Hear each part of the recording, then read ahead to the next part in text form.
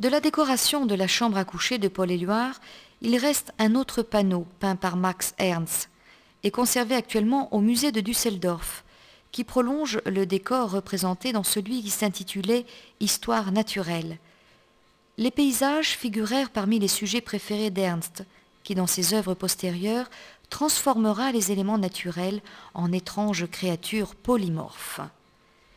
La dimension fantastique et surréelle des paysages de Max Ernst dérive en partie de la connaissance des œuvres métaphysiques de Giorgio de Chirico, exécutées quelques années auparavant. La nature luxuriante illustrée par Ernst fait venir à l'esprit les toiles naïves du douanier Rousseau, peintre admiré des surréalistes. Le tableau représente un grand jardin délimité sur la droite par un mur de briques qui sépare le dedans du dehors. La communication est assurée par une porte bleue qui ferme le tableau sur la droite et qui correspondait à la porte d'entrée de la pièce destinée à abriter le tableau.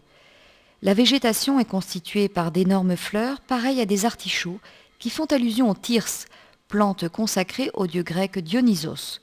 Celle-ci alterne avec une énorme fleur blanche et une sorte de cactus aux feuilles tordues.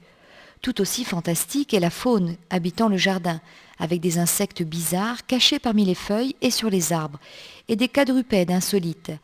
Un animal portant son petit sur le dos confère à la scène une impression de sérénité. Ce grand tableau avait été réalisé en 1923 par le peintre allemand Max Ernst pour la maison du poète Paul Éluard à Aubonne, près de Paris. Ce panneau décorait un des murs de la chambre à coucher d'Éluard et de sa femme, transformant la pièce en un grand jardin. L'œuvre remonte à l'époque de l'adhésion du peintre au surréalisme, mouvement dont il s'était approché au moment de son arrivée à Paris en 1922, époque où il s'était lié d'amitié avec André Breton, auteur du Manifeste du surréalisme.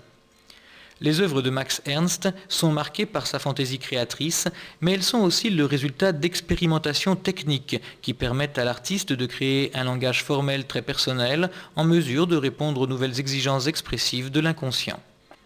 Ce tableau est dominé par un espace ample, délimité par le mur de briques représenté en perspective. Le caractère irréel et onirique du tableau provient de la disproportion entre les plantes gigantesques au premier plan et la construction représentée sur la droite, au point que l'on se sent petit et impuissant devant la suprématie de la nature. L'éclairage a quelque chose d'absolu et d'irréel. La seule ombre portée est celle de la boule rouge représentée au premier plan au centre du tableau. La verticalité des éléments végétaux équilibre le format horizontal de la toile.